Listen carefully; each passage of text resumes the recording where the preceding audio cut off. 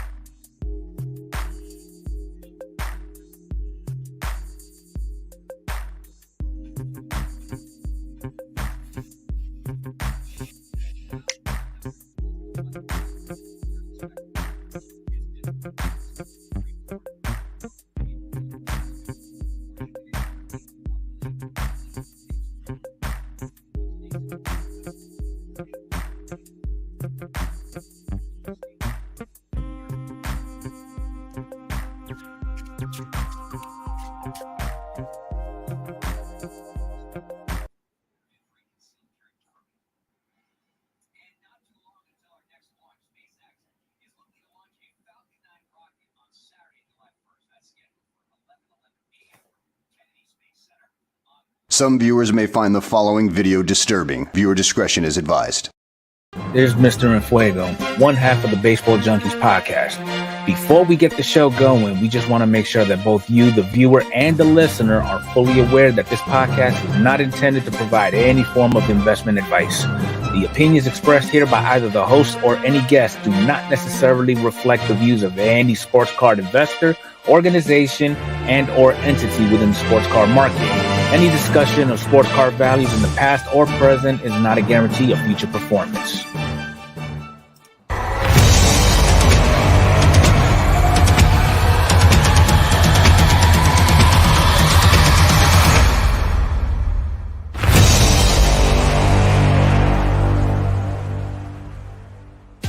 Two collectors with a common love of baseball cards. A league of her own, Mr. Enfuego. Welcome to the Baseball Junkies podcast.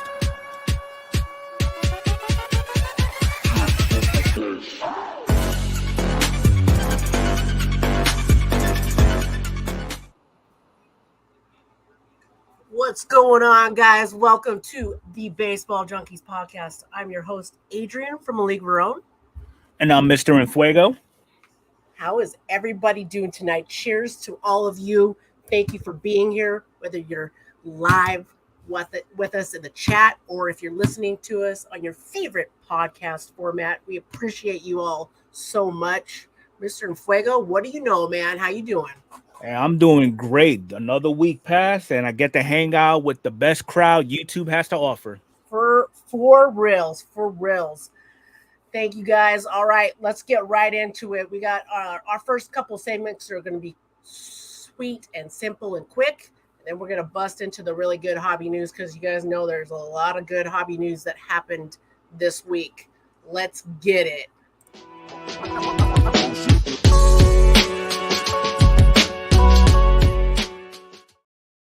All right, product reviews. We haven't had anything really new come out, so we were watching more of the same, which is fine. You know, there's still people breaking 2023 Bowman.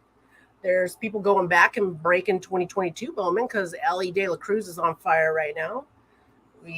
We were hoping to see Topps Tribute. It did get pushed back. We'll be talking about that in our upcoming releases segment. So, you know, not a whole lot new as far as product reviews, just more of the same. So that's all we got for that. Yep. You watch any other cool breaks? Anything stand out? Nothing that screamed, wow. It's just the same stuff. All right, product reviews, short and simple. Let's go.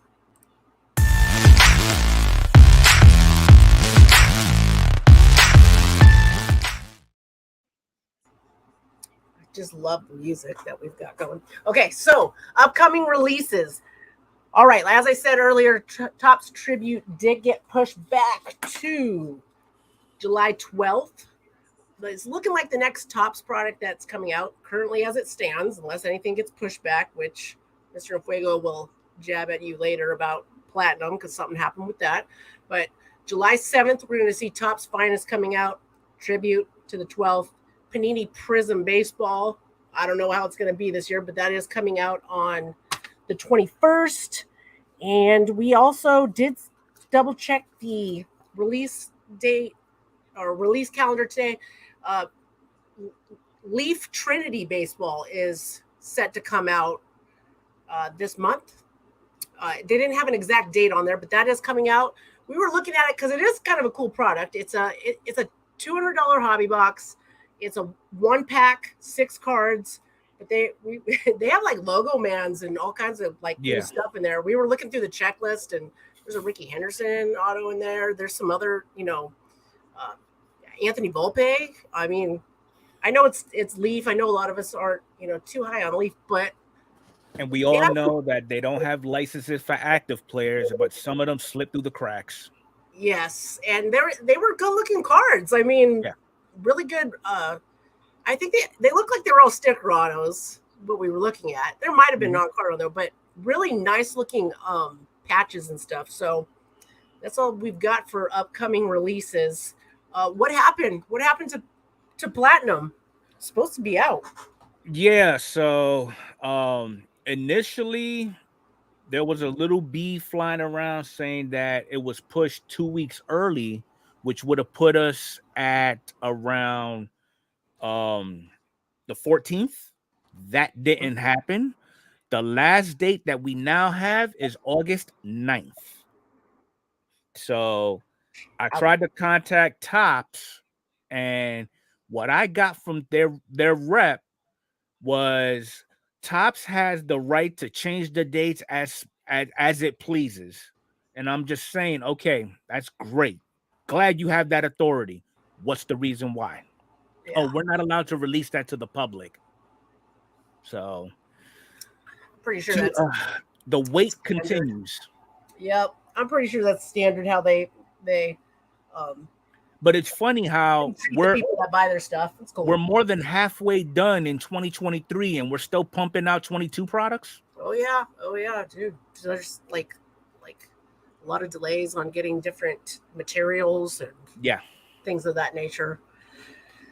Getting kind of old. Anyways, that's what we have for upcoming releases, guys. Let's get to the bread and butter of today's podcast.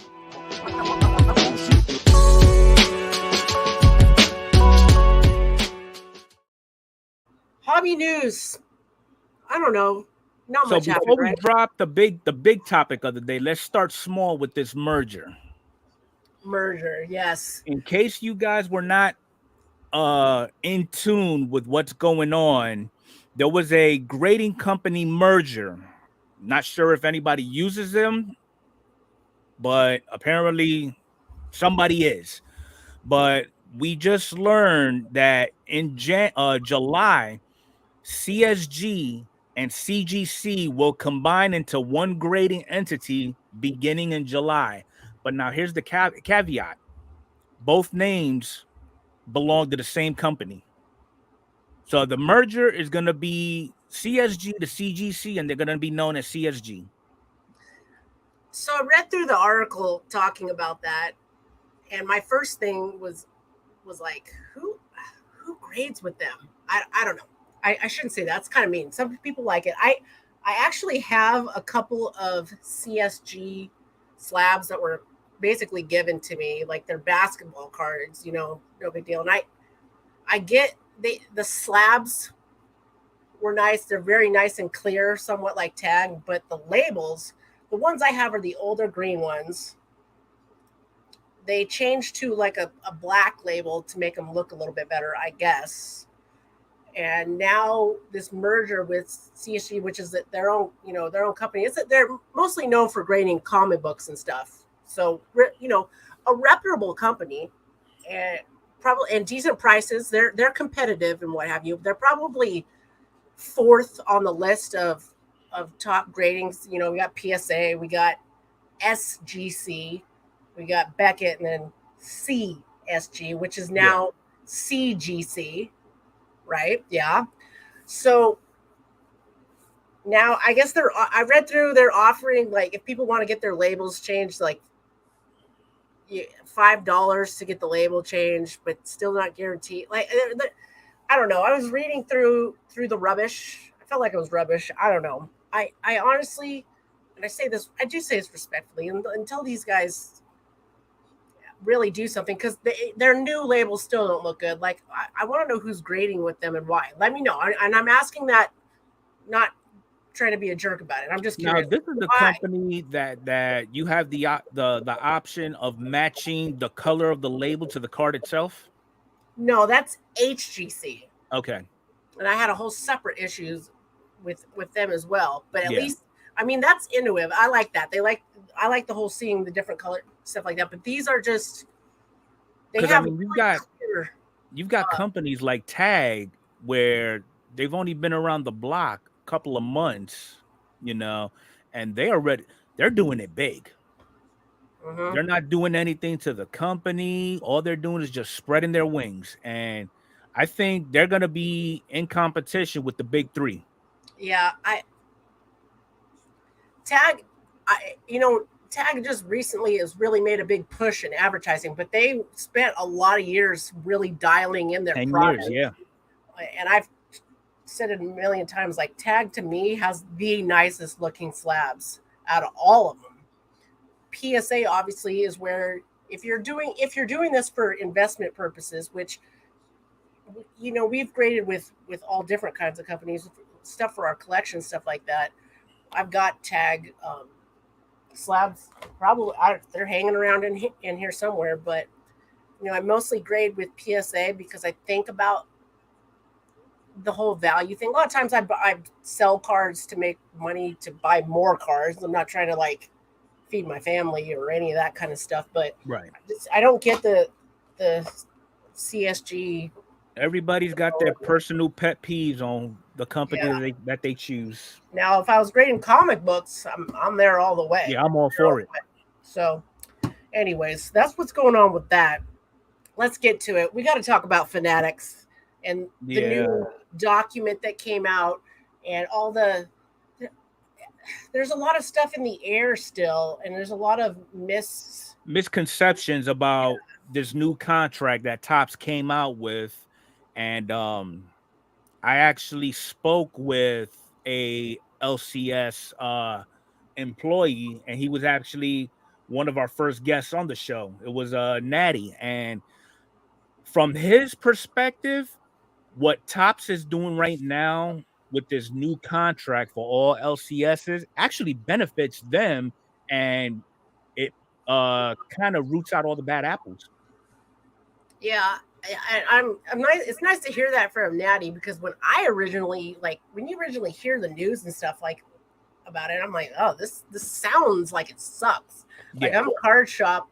Like, I'm somebody that opened a card shop because I wanted to be a business owner and do my own thing. And now the way it reads, it sounds like I'm working for Topps. Right. I didn't dig that. But when you go through and we, went through all the bullet points and all the different things.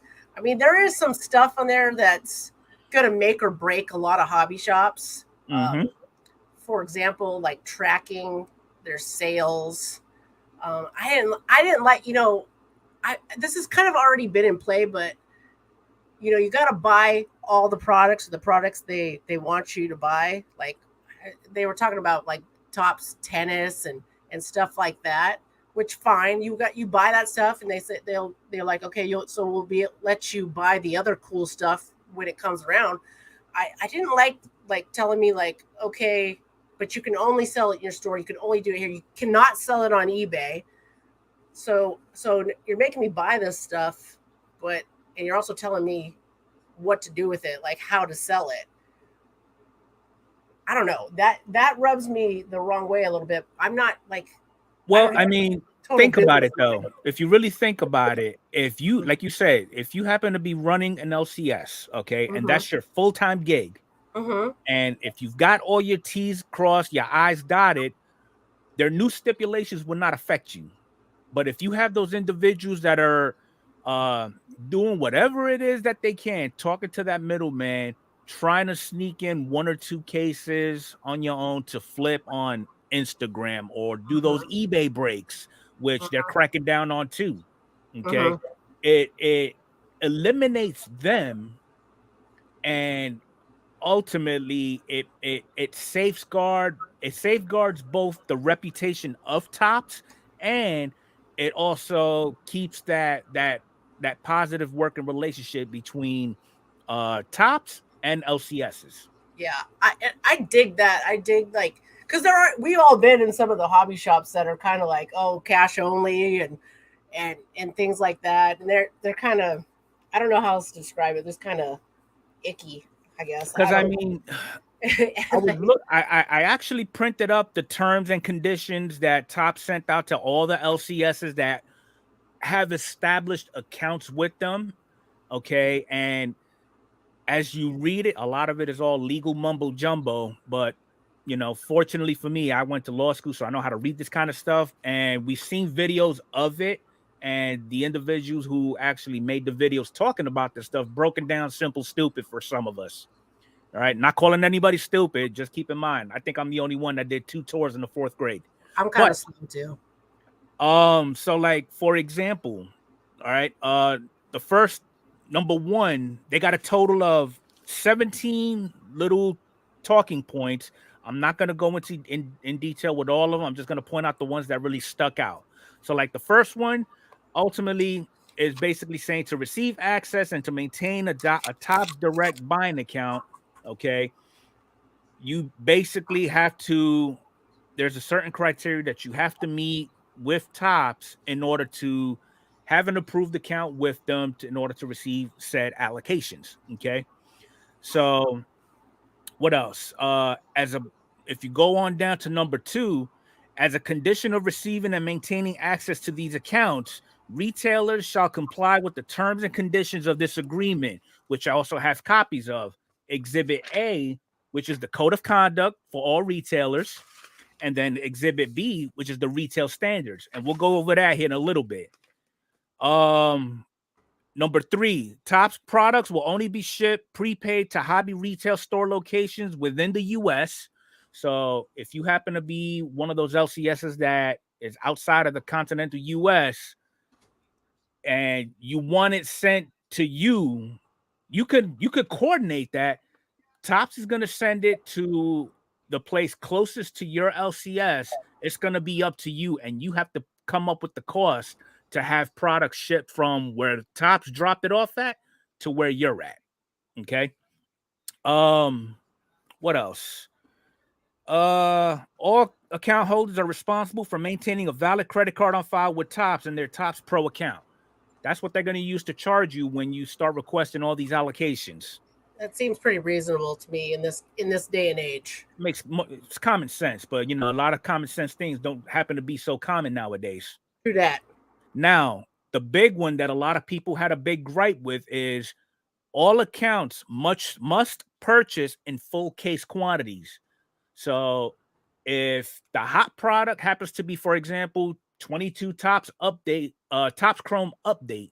We all know that had all types of issues with the cuts of the cards. Okay, you can't go to Topps and say, "Hey, I just need half a case of that," or "I just need, a case and a half." No, you're gonna get a case in its entirety, or you get nothing.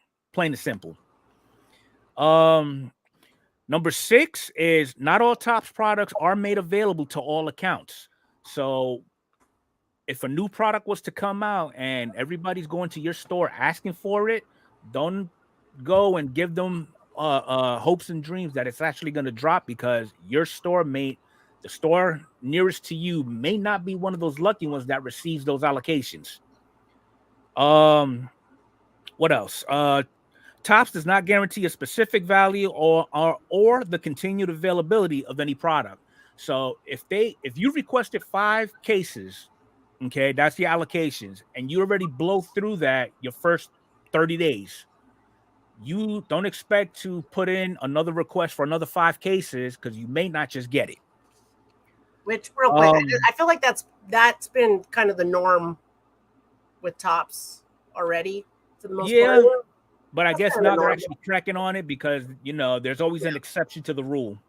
Sure. Now, number 8, which was the big one, products purchased through an account are for distribution through the store identified in the account information attached hereto only.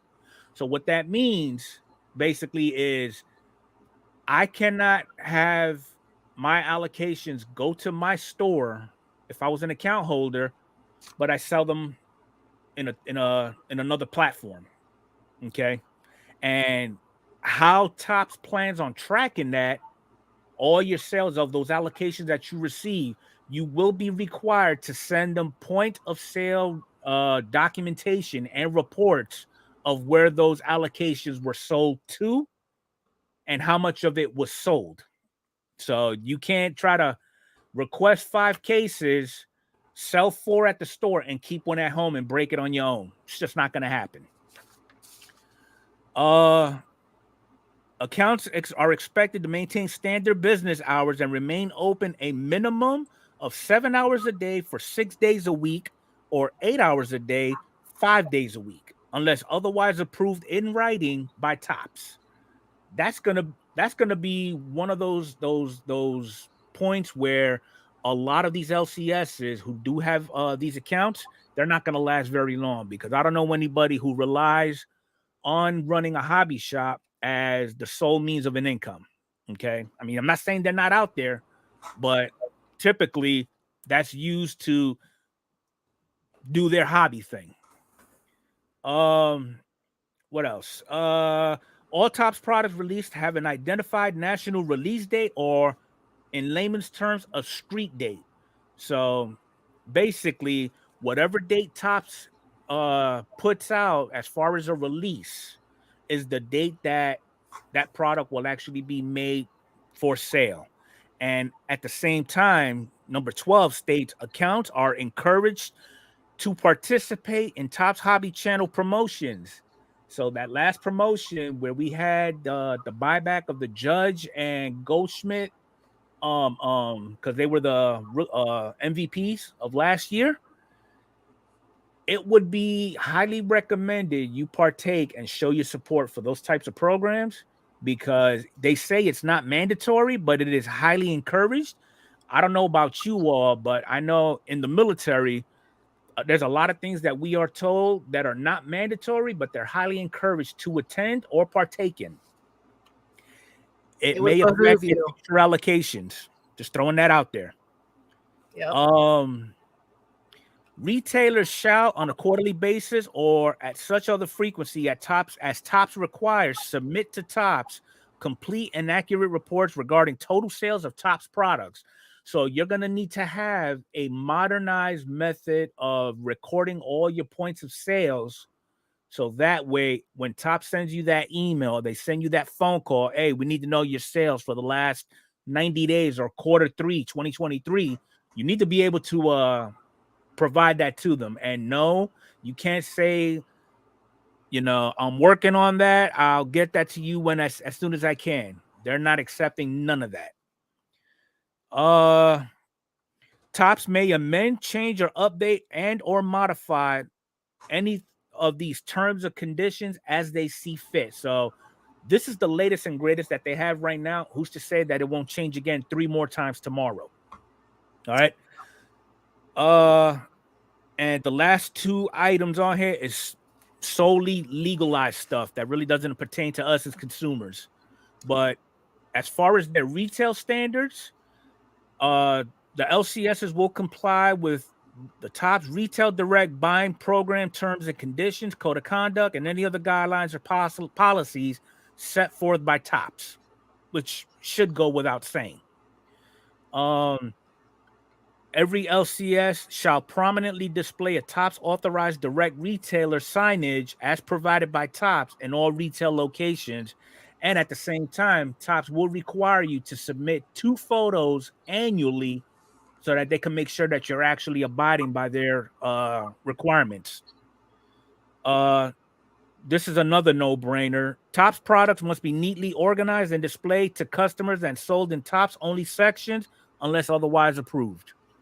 LCSs are encouraged to procure and maintain modern digital point-of-sale machines and systems for servicing customer orders and accurate tracking. LCSs are required and advertise or promote Topps products on all its social media and media channels and through email marketing at least 12 times a calendar year. 2 times a year, you're required to send photos to Topps showing your locations and all your Topps retail displays. Now this is gonna hurt a lot of LCSs too. Retailers are encouraged to provide dedicated space for customers to open product in store and to host in-person events. For example, trade nights, kid events, potentially breaks, etc. And then lastly, on the standards, retailers shall not sell any products prior to the announced street date without Topps prior written consent. Now we know there's a lot of YouTubers out there who happens to break a lot of these products before they actually even release. So hopefully they are either going to watch this podcast or they've seen it somewhere else, because if they get caught, it's not going to be pretty. All right. So the last thing is their code of conduct, and a lot of it's an occurrence in any work environment that you can think of. Not engage in any illegal, unethical, or immoral practices such as trading or trafficking in suspected stolen or counterfeit products. Okay. At all times, act in an ethical and professional manner that honors and reflects the strong reputation of the brand. Because ultimately, all the LCSs that are approved Topps retailers, they're ambassadors to the brand. Okay. You screw up in any shape or form, you're basically running that brand's name in dirt, and they're not going to like that. Comply with applicable laws, treat all people with dignity and respect. No touching, no verbal harassment, no discrimination. Do not violate, disparage, or dispute the name. Basically, what this bullet is saying, no matter how jacked up Topps products is or how their operations are, you cannot badmouth them as a retailer. It would be in your best interest to keep those thoughts to you or take it home, have a chat over it over dinner with the family, but don't voice your opinions in the public. And then the last one is avoid any conflicts of interest and to be truthful in representations of Topps and its products. Very well done, Mr. Fuego. Thank you. So, a lot of you in the chat are listening to this. How is this going to affect me as a collector? And in this case, the show focuses on baseball cards. I think after we've discussed it a lot today, and I'm thinking about it now, it's going to do, I'm hoping, both good, and there's going to be some bad. I'm hoping that when you do go to hobby shops and stuff like that, you get a better experience. You know, I remember as a kid going into a hobby shops, especially as a little girl, being treated like just garbage. Mm-hmm. So I'm gonna guess that they're trying to create an atmosphere that's makes collecting seem just amazing. Now, bad side, I do think there's some hobby shops that aren't going to be able to reach this level of excellence. I want to say it's kind of what Tops is and And Fanatics that's is. why there was other videos that there was a lot of opinions that 80% of the LCSs that are out there right now are not going to last 2 years based off these new terms and conditions. So unless they go the route, another way as a collector, you're still going to be able to go to Walmart, Target, the stores, and on .coms and get your retail stuff that way. Your hobby boxes. Now, we don't have all the contract. We don't have all the info yet. There's some breakers that we enjoy watching. Like I personally like RGL or Hitman Breaks or Striker Breaks. We don't have the info yet on how that's going to affect them. From what I understand, from what me and Mr. Fuego looked at that information hasn't been released yet. There's going to be a conference call regarding the subject next week. There you go. So hopefully next week on the podcast we'll be able to elaborate on that a little bit more. Um, I just a couple weeks ago talked about a hobby shop that's about 20 minutes away from me. I don't really have, and other than that, I don't have any real hobby shops. So everything I buy is either Walmart, Target, on or online from either of those stores, or things like I order a lot of times from Blowout Cards or Steel City Collectibles. I know Mr. Fuego orders from Dave and Adams. Dave and Adams, yep. A lot of you guys do. So we don't have all the info for that yet. So as far as the hobby shop experience is going to go, I think they're trying to create an environment of people that are trying to make people excited about being a part of the hobby. A place you can go to where you can open stuff up at tables right there. You can get into breaks. They're trying to create a better experience. I get it. And don't get me wrong, I know they're trying to make money, which their business. I mean, they're trying to make money. I didn't like the idea of I open up a shop. I want to be a business owner, and now you're telling me what to do with the products that I buy.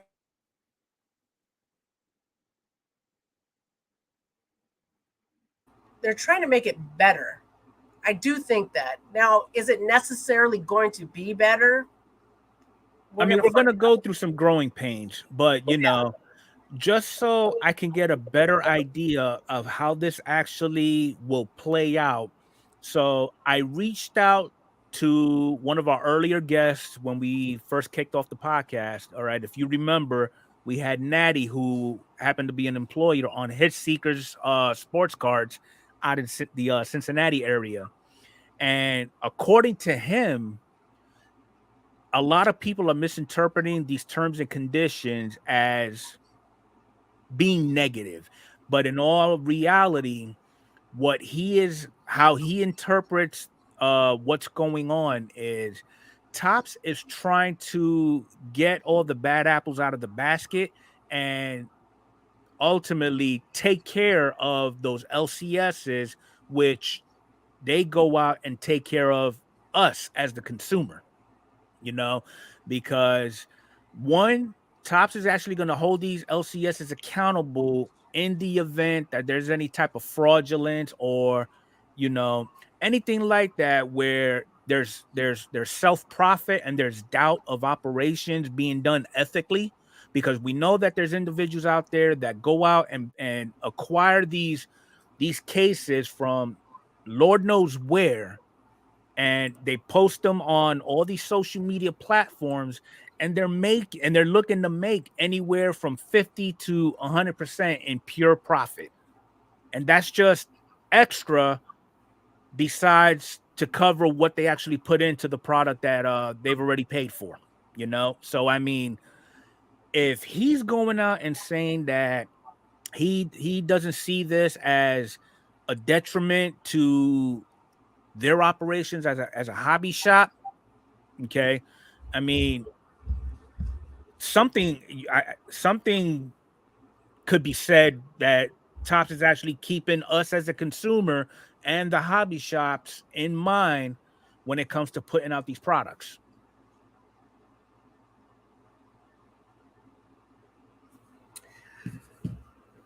All right, guys. So we're obviously that we're gonna have to just wait and see. We don't know for sure yet, but as collectors, I know at the very least I can still get my stuff at Walmart and Target. I'll still go that route for sure. I'll be able to buy singles on eBay at the very least. So we'll see how that goes. But let us know what you guys think in the comments. Let us know. We're going to put up questionnaire things now on the website. Let us know what you think, guys. And we'll hopefully report it again here soon.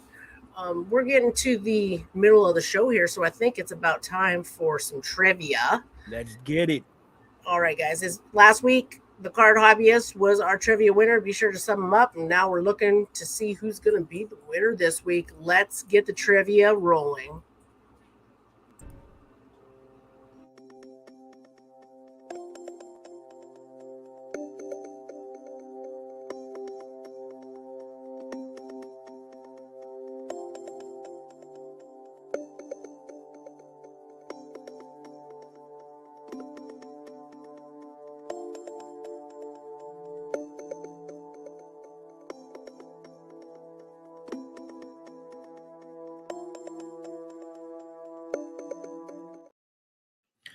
All right. So for everybody that's going to be listening beginning tomorrow, okay, the question was, and let me go ahead and refer back to it. Question was, which three Hall of Fame pitchers share the American League and National League record for the most strikeouts in a loss? And the answers were Steve Carlton, Nolan Ryan, and Randy Johnson. I'm not seeing like a winner here that got all three.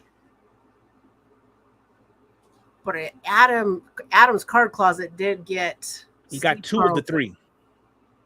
He did get two of the three, so I feel like I'm going to give it to Adam's card closet because he did comment first out of everybody too, both times. He got Carlton and Johnson, so I'm going to just go ahead and make an executive decision and congratulate Adam's card closet, which is an epic channel. He is a moderator on the channel, so you can just click on his name and go to his channel to sub him up. And like I always said, Adam's Card Closet has the world's greatest Chipper Jones card collection. I don't believe there's anybody else in this world that has a better card collection than him as far as Chipper Jones. And not just Chipper Jones. I know he's got a lot of other cool stuff, but we did get to feature his Chipper Jones collection on here, and it was a sight to see. So congratulations, Adam. Looking forward to posting all your info and stuff on the websites and all that. Yeah, you guys definitely go check out Adam's Card Closet. He's got a great channel. He does a lot of TTMs. He's got card sales. Epic. He's a hell of a guy. Hell of a guy. All right, guys. It is time for the top 5 cards of the week. Let's get into that. Coming in at number 5.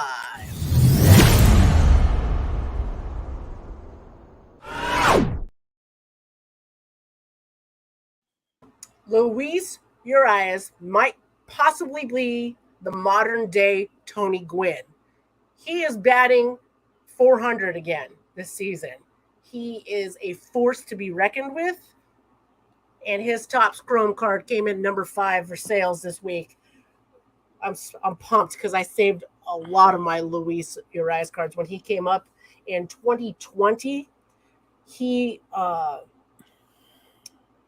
is just getting better and better every year. So his 2019 Topps Chrome update, number 45, saw a 7-day increase of 49.6% and a 30-day increase of 194.8%. I dig it.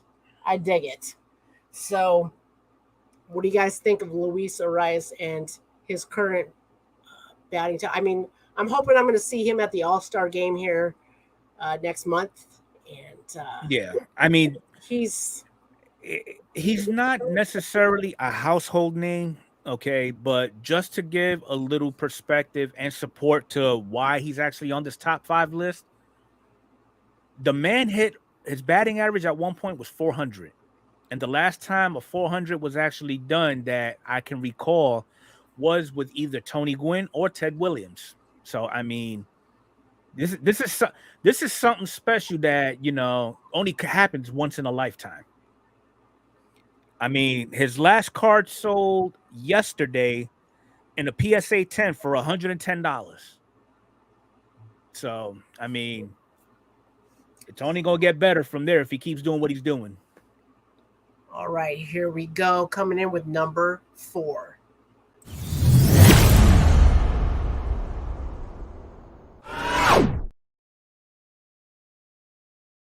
Making the list again with a different card, we've got the 2018 Topps Chrome Update rookie debut card of Shohei Ohtani. I imagine that's because a lot of people want Shohei Ohtani cards. This is a nice Chrome card that's a little bit less expensive, being the rookie debut card. We've seen a 7-day increase of 35.2% on this, and then a 30-day increase of 32.9%. Shohei Ohtani, there's I ran out of nice things to say about him. There's not much I could say more about Shohei Ohtani. We talk about him every week on the show. He's doing unreal, unbelievable things in baseball. You guys definitely catch games that he's in, because we might not ever see something like this again. The things he's doing as both a batter and a pitcher in baseball. Definitely. And his last sale of this particular card was yesterday for $50 in a PSA 10. Awesome. All right, let's get to number 3.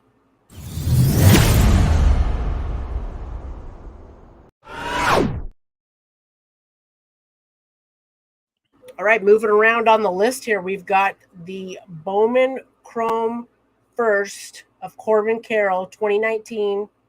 This came out of 2019 Bowman Draft. It has seen a 7-day increase of 26.8% and a 30-day increase of 84.2%. As we spoke of last week, Corbin Carroll is doing amazing things on the Arizona Diamondbacks as a rookie, one of the top rookies in the league right now. It's no surprise that he's still on this list. I think he was number 2 last week. You dipped, Corbin? You dipped? He's moving to number 3 this week. So, yeah, not too shabby. Congratulations to him. And Definitely. If you got those cards, dig them His out. Last card sold yesterday for $52 in a PSA 10. Very nice. That's a nice ROI on that if you did get it graded. Let's get to... We're down to number 2. Here we go.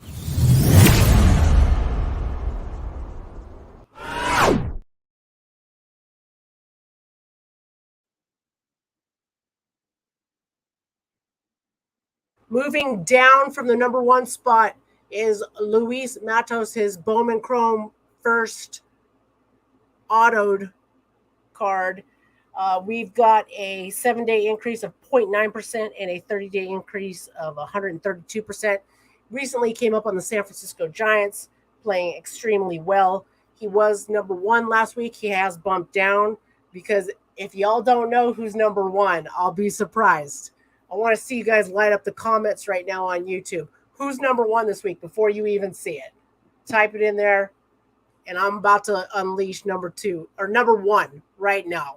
All right, so before we get there, Matos' last card sold yesterday in a 10 for $86. Very nice, very nice. All right, out of the top 5, here is number 1.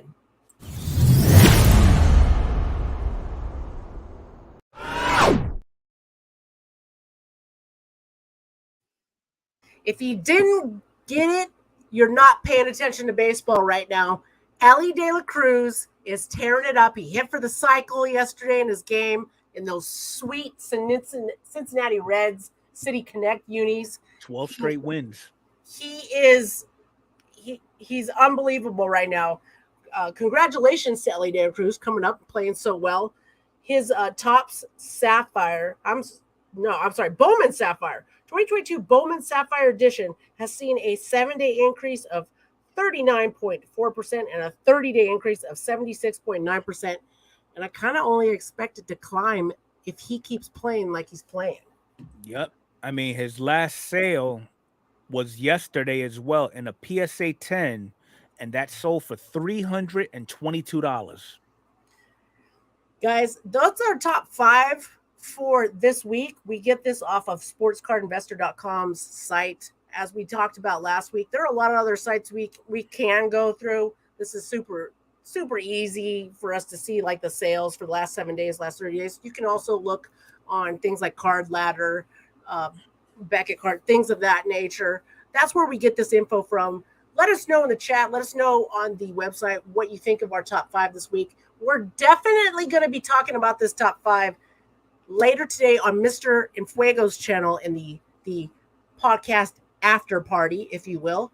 If you guys haven't seen that link already, definitely click on Mr. Infuego's link here in the description or in the chat here and get over to his channel. Hit on that notification. We'll be hanging out there after talking about things on the podcast. You could tell us how you really feel. Tell us how you really feel, and we'll be interacting with you more in the chat to see what you guys think about our top 5 and other topics that we talked about in the podcast tonight.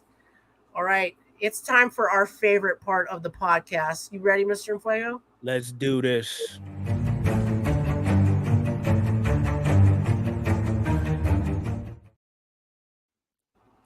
All right, baseball card banter time. What you got, Mr. Infuego? What are we going to talk about this week? I got some topics. I touched on it during the upcoming releases, but I'm just going to harp on it a little bit more. I'm not an LCS. I have no requirements to fulfill Topps needs, whatever. But Topps, you suck. Your customer service sucks. Your operations suck. You just suck in general. So you're talking about when you called them up asking about your platinum? I'm calling very respectfully, very politely, and the customer service rep on the other end, that person must have had a bad day or whatever the case may be, but he took a Bunquisha tone with me. I felt him talking to me with his little head nods and smacking his lips and doing all this and everything. And he didn't even answer my question. Topps has the right to change the dates as they see fit. Okay, that's not what I asked you. My question is, what was the reason that this product has been pushed again for the 4th time? And then they ended up saying, well, Topps is not obligated to release that information to the public. So, I mean, who knows? So, in all fairness to Topps, you might have just got a guy that's having a bad day that got sick of answering that question 100 million times. Mm-hmm. But that's not your problem. Like, there's definitely a way they could have said those same exact words in a different tone to make it not be that big of a deal. Like, I'm just a person answering the phone. This is the information I have. I'm so sorry. I know it sucks. Right. And move on with life. Every time I've had to contact Topps in different ways, email and on the phone stuff for different things. Like, I have an open product and something like the case hit's been damaged, and I've mailed in and gotten another case hit. Like, they're usually really responsive. I do have a redemption with them that's about 2 years old now, and I did email them about it once, saying, "Hey, is there anything we can do?" I put in for the whole. I'll take something else of like value, mm-hmm. and I still nothing. So I feel like I paid for the product. Why Panini's really bad on that with the redemption things. If Topps was to get you your redemption, they could pull up a page out of Panini's book. They'll get you those white sparkles.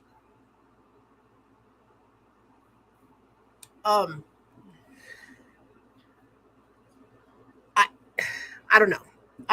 We forgot to talk about Panini Well, we can with their address whole it now, and we can give our perspective on it. yeah. So Panini has been fulfilling like old redemptions that hasn't been followed. Yep, from I think 2010 to 2019. Hold tight, real quick, battle.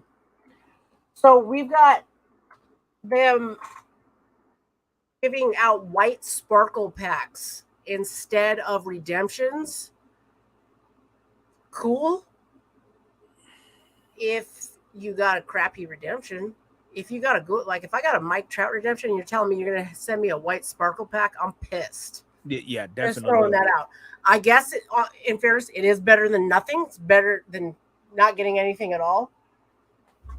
But isn't part of the redemption thing that you get something of equal or greater value if they don't have the particular redemption on hand?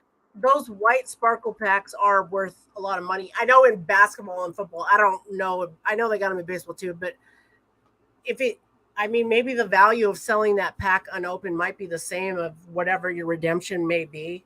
I don't know. That's a possibility. Possibly. I'm not sure, but okay. That's something that is going on with that.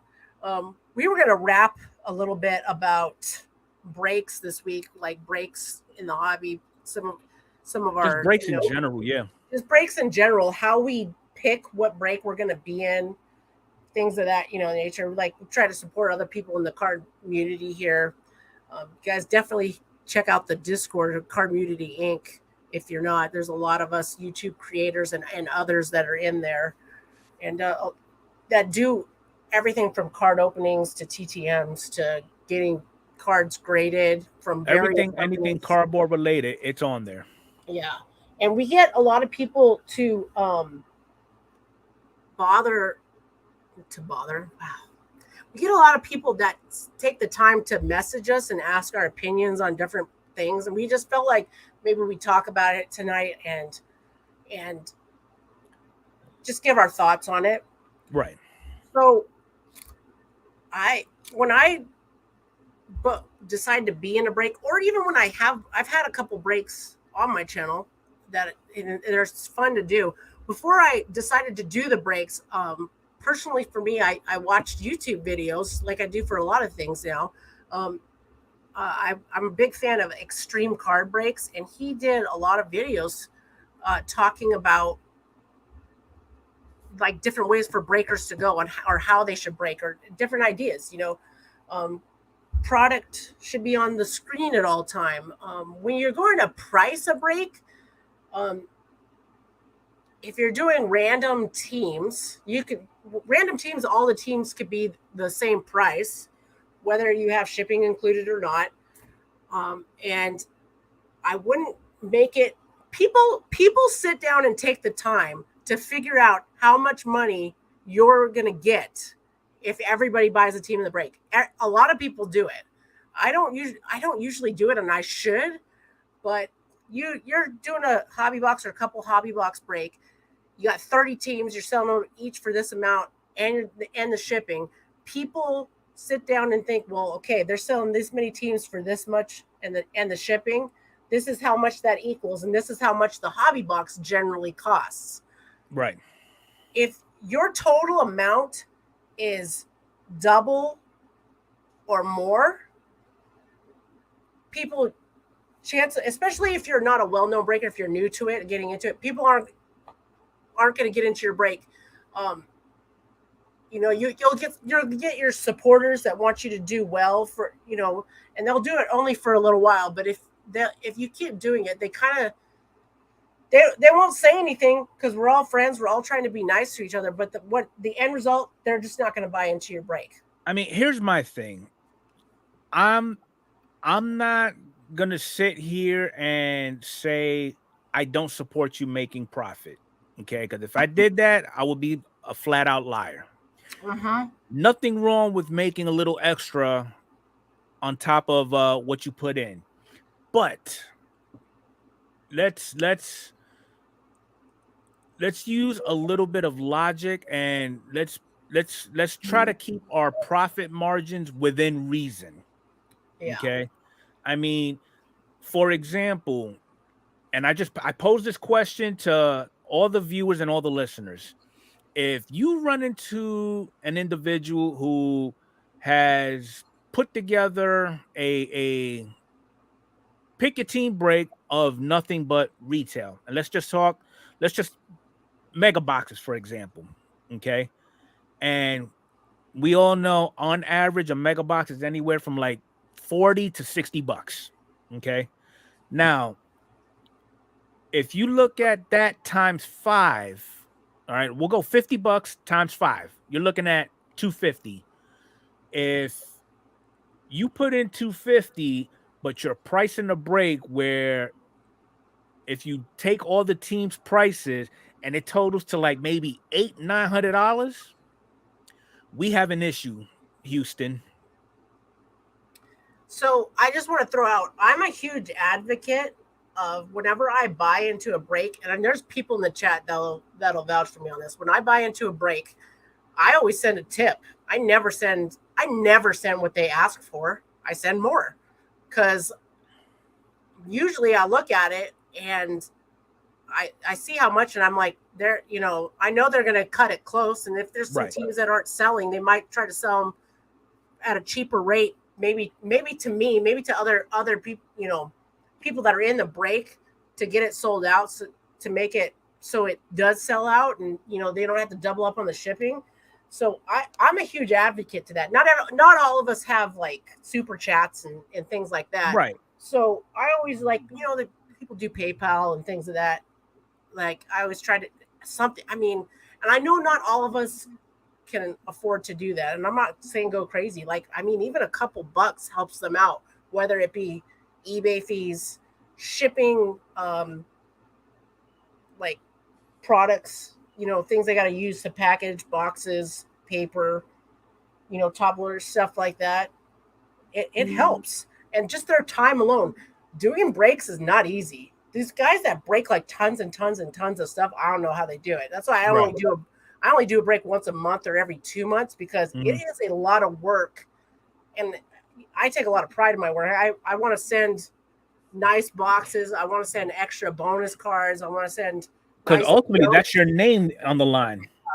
I want to send nice notes to everybody, things like that. So anyways, but at the same time, I can also tell when a breaker is putting in the time or not.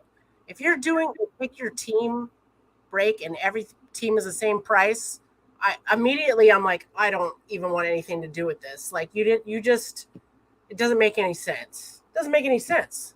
Right. Not all the teams are worth the same amount. Like, I'm not gonna pay the same amount for my Oakland A's. I love my Oakland A's, as somebody's paying for the Mariners in a 2022 product with Julio rookies. It doesn't make any sense. It's not fair. So, and this goes back to one of our more earlier conversations. You got to get to know your breaker. Once you know who that person is, you build a rapport with that person. You know what to expect of that person, and it goes on the other side too. Because as a breaker, you've got to sell yourself.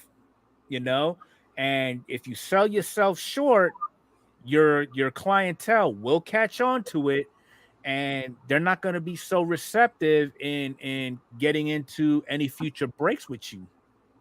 That's huge. That's huge. Know who you're breaking with. Watch their breaks for a while before you get into it. Ask other people in the community, message people on Instagram, stuff like that. Really know like what's going on. I haven't been doing a whole lot of stuff on Whatnot lately, because I just don't like the way the direction they're going with these people that are screwing people over. I just don't feel like they're taking care of it in the right way, and so I don't want to be associated with it. Now, maybe they're working on it, and I'm not knocking on Whatnot. I love using Whatnot, but I can't. I know who your breakers are. That's plain and simple. And breakers, take the time. If you don't have the time, and also if you don't have the money, like if you might break, sometimes you might lose a little bit of money. If you don't have the money to do it, especially at first when you're building a rapport, don't do it. I say wait, or don't overcharge people. They take you'd be surprised. You'd be surprised on how many people know, it's like see it right away, and then they message their other friends, and then all of a sudden you're like, why is it taking me? There goes your credibility. Why is it taking me this long to sell this? And it's like there's a lot of good people in this community. Like if you're thinking about getting into breaks, contact some of the people that you have seen break that you like what they're doing, and I almost guarantee all of them will say, hey, they'll give you good advice. I mean, for me personally, I can count on one hand every breaker that I will not hesitate to get in on. Yeah, me But too. out of those 5 digits, there's one I would not hesitate to get in on. Who you got? And it's actually and I like the way he actually does his breaks. And yeah, we're talking about ripping for rookies because one, and I know it's a pain in the rear end for doing the work on just finding what to break. Once you find what you're gonna break, how are you gonna price this out? And what is the method that you're using to price this out at? Once you get that priced out, then you're gonna have to advertise the living hell out of it. And I like how Mike does it because he's got a little thing where he'll send out a shotgun blast email to everybody that he's got contact information for and breaks it down. And it's not just a simple method of you'll get in on it, first time go, whatever, because I have yet gotten on a break where it goes about an hour before it's sold out. I would say within 30 minutes it's sold out. And if you never got in on a break with Mike, first round, he's only allowing you to get 2 teams. Okay. Then he'll do a round 2. If you got 2 teams, you're SOL on round 2. And if there's still teams out there after round 2, then if a round 3 comes about, then it's a free for all. Now, if you got Adrian and myself, we both picked the same team, he's going to go ahead and do like a 45-second to a 1-minute auction off. And highest bid gets that team. And basically he's not pricing these breaks to make a profit. Ultimately, he's pricing it so that he could go ahead and plan for the next break going forward. And I mean, with everything that he makes for these auctions, it's just increasing the possibility of potentially getting a higher end product like he just did this last go around. So, I mean, it's things like that a lot of individuals appreciate, where their breaker actually goes above and beyond to ultimately keep their clientele happy and just make it fun. So 100%. So we did ribbon for rookies. Mike definitely on my list as well. I always because I go to work. I work at nights, guys, and sometimes my phone doesn't work, and I'm always texting Mr. Fuego like to bid for me or to not, or he usually picks a team up for me because he's awesome like that. But anyways, check out ribbon for rookies. There's a couple others. Recently I did breaks with long ball breaks. Mm-hmm. He's a cool guy. He usually does 2 team randoms, sends extra. Oh, I think he's breaking right now. Thecarddeal.com. I got a video coming out soon. I got into a case break with him, and he sent me so much extra stuff. Oh, that's the one with the Topps Heritage, right? Yeah, I did a case with the 2022 Topps Heritage. He's doing a case break right now, 2023 Bowman blasters. I'm gonna go check that out here soon. Yeah. And we were talking about the eBay selling break. I that's how I found wiffle card breaks. Another good breaker. I'm gonna touch base with them to see how that's working out for them. I want to throw out that in a couple weeks here, we're hopefully gonna have Natty from Hit Seeker Sports Cards. Hit Seeker Sports Cards come on, talk a little bit about the whole Fanatics contract thing. get the real skivvy on all that information. And also tonight after the podcast, check us out on Mr. Enfuego's channel for the after show. And thank you guys so much for hanging out with us tonight. I know we're a little bit over the hour mark here. The chat is freaking rolling. I appreciate you guys so much. And come to the after party and let us know like what you think about everything we talked about, the breaks, the fanatic stuff, the Panini redemptions, all that stuff. We want to know. If you want to nitpick at me, by all means, I ain't scared of you. Let's get it. Thank you guys so much for being here tonight. You got anything else, Mr. Enfuego, before we wrap this puppy up? 9:35. The door's open for the after party. All right, guys. Thank you guys so much for joining the Baseball Junkies podcast tonight. Have a good night.